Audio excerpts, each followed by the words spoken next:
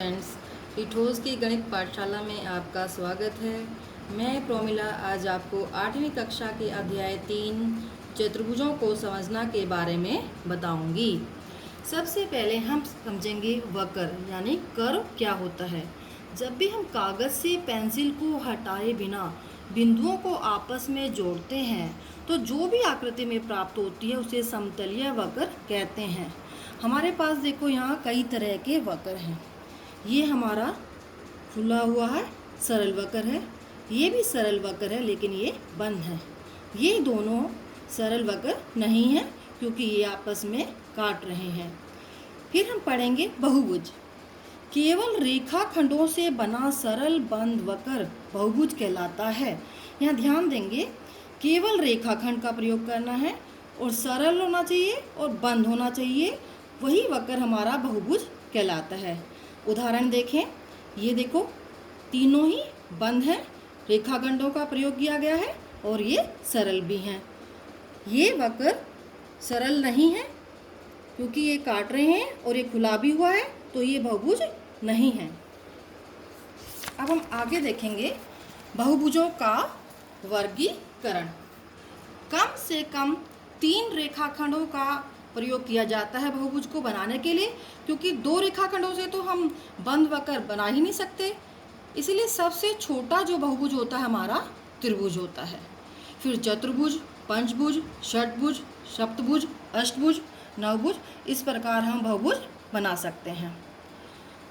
बहुभुज के अंदर जब हम किसी बहुभुज का विकर्ण उसके किन्हीं 2 शीर्षों को जोड़ने से प्राप्त होता है। विकर्ण यानी जैसे अब हम P बिंदु से R बिंदु को मिला रहे हैं तो हमें विकर्ण प्राप्त हो रहा है, Q को S से मिला रहे हैं तो विकर्ण प्राप्त हो रहा है।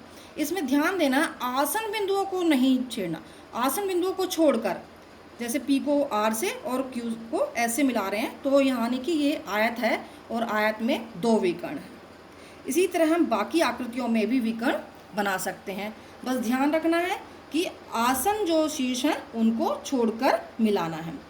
विकर्णों की संख्या ज्ञात करने के लिए हमारे पास एक फॉर्मूला भी है, n इंटू n-3/2।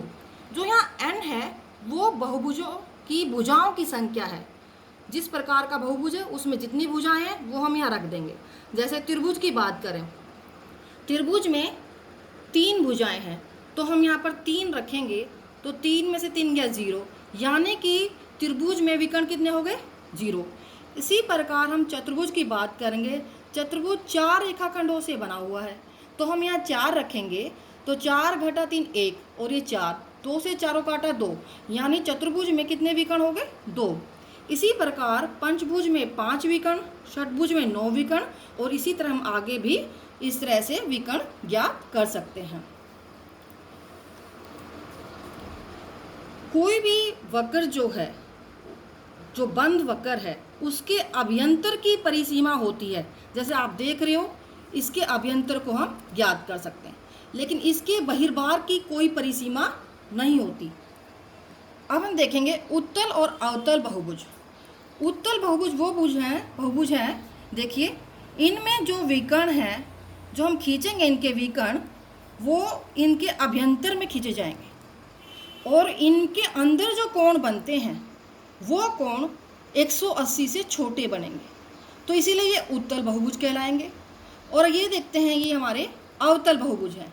इनके अगर विकर्ण हम यहाँ से खींचेंगे तो जो हमारा बहुभुज है उसके बहिर्भाग में चला जाएगा और इसके अंदर जो हमारे कोण बनते हैं वो 180 डिग्री से बड़े बन जाते हैं, तो ये हमारे अवतल बहुभुज कहलाएंगे। उसके बाद हम देखेंगे सम और विषम बहुभुज। सम बहुभुज वो बहुभुज होते हैं जिसकी सभी भुजाएं समान होती हैं और सारे कोण समान होते हैं। जैसे हम यहाँ बात करते हैं समबाहु त्रिभुज। आप देख रहे हैं समबाहु त्रिभुज में सारी भुजाएं समान होती हैं और सारे कोण समान होते हैं। ऐसे ही वर्ग में कोने पर जो कोण बनता है वो 90 डिग्री का बनता है, सारी भुजाएं समान होती हैं। यहाँ हम पंचभुज की बात करें, सारी भुजाएं हमने समान ली हैं। जब सारी भुजाएं समान होती हैं, सारे कोण समान हों इसको बोलेंगे सम पंचभुज। इसी प्रकार ये क्या है? सम षटभुज। ये चारों ही सम बहुभुज हैं, क्योंकि यहाँ सारी भुजाएं सेम हैं और सारे कोण सेम हैं। ये हम बात करते हैं विषम बहुभुज की, क्योंकि आप देखिए मैंने यहाँ समकोण त्रिभुज लिया है। समकोण त्रिभुज में सारी भुजाएं सेम नहीं है, सारे कोण सेम नहीं है। ये हम बात कर रहे हैं आयत। आयत में कोण तो सेम है लेकिन भुजाएं सारी सेम नहीं है, सबका माप सेम नहीं है, इसीलिए ये क्या है, समबहुभुज की श्रेणी में नहीं आते। ये सारे क्या हैं, विषम बहुभुज। और बच्चों अभी जैसे आपको पता है चतुर्भुज के चारों कोणों का माप क्या होता है, 360 डिग्री। ठीक है बच्चों, ये आपका तीसरे चैप्टर का इंट्रोडक्शन था। इससे आगे हम कल पढ़ेंगे। Thank you.